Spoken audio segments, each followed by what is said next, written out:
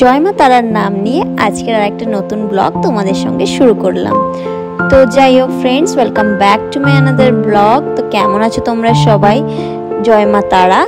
আজকের ব্লগটা হচ্ছে কৌশিকী অমাবস্যা। আজকের কৌশিকী অমাবস্যা তোমরা সবাই জানো। তো যাই হোক, সকাল সকাল গাছ থেকে দেখো কত জবা ফুল তুলে এনেছি, লাল রঙের, সাদা রঙের, একটু হালকা হলুদ টাইপের একটা জবা। তো যাই হোক, আমাদের এখানে গাছে প্রায় 3-4 রকমের জবা আছে আমার বাগানে। তো সেই জবা ফুল দিয়েই আজকে মায়ের পুজো করব। আজকে কৌশিকী অমাবস্যা, সেই জন্য সকাল সকাল উঠেই ফুল পেড়ে এনেছি। এই যে সেদিনকে যে ব্যাংকের কাজটার জন্য গেছিলাম অ্যাকাউন্ট ওপেনিংয়ের জন্য, সেই কাজটা ওখানে কমপ্লিট হতে পারেনি সার্ভার না থাকার কারণে। সেই জন্য আজকে এনারা বাড়িতে চলে এসেছেন। বাড়িতেও কিছু প্রসিডিওর থাকে, সেই কারণে তো ওনারা বললো আপনাদের কোনো প্রবলেম হবে না, আমি আপনাদের বাড়িতে গিয়ে খুলে দেবো অ্যাকাউন্ট। তো যাই হোক, সকাল সকাল এনারাও চলে এসছে। চান টান করে আমার পুজোটা দিতেও একটু লেট হয়ে গেছে। তো এই জবা ফুল দিয়ে মালা গাঁথবো, তারপরে পুজো দেবো। তো এরা দেখি কতক্ষণ থাকে। তো যাই হোক, এদেরকে চা বিস্কুট নাস্তা দিয়ে তারপরে আমি নিজের মতো নিজের কাজ করতে লাগলাম। আর এদের কিছু কিছু প্রসিডিওর ছিল, আর কিছু কিছু আমাদের ইনভেস্টমেন্টেরও ব্যাপার বোঝাচ্ছিল, কিন্তু একদমই ইনভেস্টমেন্ট করার এখন কোনো ইচ্ছে বা শখ কোনোটাই নেই, কারণ এখন পকেট একদমই ফাঁকা ফ্রেন্ডস। তো যাই হোক, সকাল সকাল আমি চান করে হয়ে গেছি রেডি পুজো করব বলে, কিন্তু এনারা বসে থাকার কারণে আমি পুজোটা করতে পারছি না। সেই কারণে মালাটা ভাবলাম তাড়াতাড়ি করে গেঁথে রেখে দিই। আর ওই দেখো দূরে সারা রাত তাণ্ডব করে একজন 12টা পর্যন্ত ঘুমোবে, আর ওর ঘুমটা তো ঠিকই কমপ্লিট হয়ে যায়, কিন্তু মুশকিলে পড়ে যাই মাঝখান থেকে আমি। দেখো এই জবাটা হচ্ছে গোলাপি রঙের, তোমরা হয়তো ভিডিওতে অতটা বুঝতে পারছো না, কিন্তু এটা হচ্ছে থোক্কা জবা, দারুণ দেখতে। আর এই যে আমার মা তারার ছবি, এখানেই আমি মালাটা দেব। তো তাই ভাবছিলাম যে মালাটা আমি কি করে দেবো ওখানে। ওনারা তো নিচে বসে আছেন, তো ওনারা না গেলে কোনোই উপায় নেই।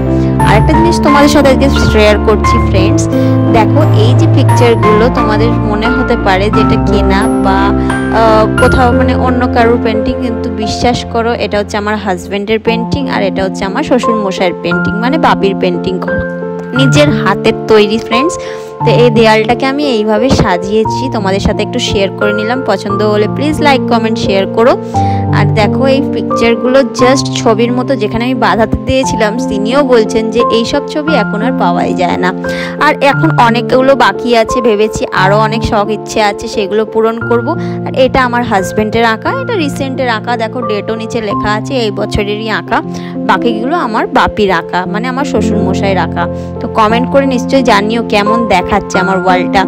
আরও যেগুলো আছে সেগুলো আমি তোমাদের নিশ্চয়ই শেয়ার করব পরের কোনো ব্লগে। তো সকাল থেকে ওনারা যেহেতু এসে বসে আছেন ব্যাংকের লোক, সেই জন্য আমি লিওকেও সোনাকেও খেতে দিতে পারিনি, আর ওকেও অনেকটা প্রবলেমের মধ্যে থেকে থাকতে হয়েছে। সেই কারণে এই যে তাড়াতাড়ি করে গুলে দিচ্ছিলাম। তো যেহেতু ও একদমই পপ্পি 3 মাসে, সেই জন্য খুব একটা শক্তও খেতে পারে না, তাও ওকে সলিড ফুড একটু একটু করে দিতে বলেছে। ওই দেখো ওখানে বসে বসে লেজ নাড়ছিল, ও জানে যে এখানে দাঁড়িয়েছি মানে ওকে খাবার এবার পাবো। সেই জন্য তাড়াতাড়ি করে সেরেলাকটা ওকে দিয়ে দিই। ওরও বেচারা খিদে পেয়ে গেছে, মোটামুটি 12টা বাজতে চললো, সকাল থেকে বেচারা কিছুই খায়নি। তো যাই হোক, এই সেরেলাকটা হচ্ছে একদম হুইট, একদম প্লেন সেরেলাকটা। এই সেরেলাকটা মানে পপ্পিদের চলে আর কি, পপ স্টার্টার্সও চলে, যার যেমন যেটা ইচ্ছে দিতে পারো।